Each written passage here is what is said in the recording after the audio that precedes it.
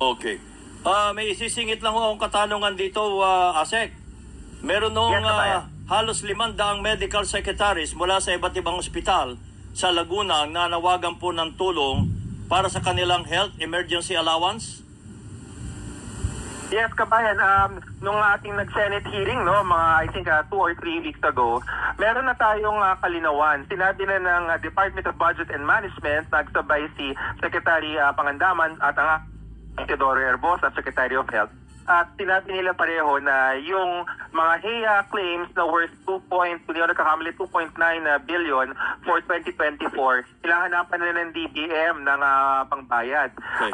Yun naman pong balance na 27 billion, meron pa na balance of 27 billion para makumpleto lahat. Iba-budget po yan for calendar year 2025. Isasama po yan sa mga priority budget items na hahanapan rin ng pera. Yun, hanapan muna ng pera. Opo, kasi talaga yung problema, kabayan. Oo, pera. Ang tanong isa natin kukunin. Okay. Asek, maraming salamat po sa pagkakataon. Good morning po. Good morning, kabayan, and maraming salamat din po sa lahat ng ating mga kaserbisyo. Si Asek Albert Domingo, ang tagapagsalita ng Department of Health.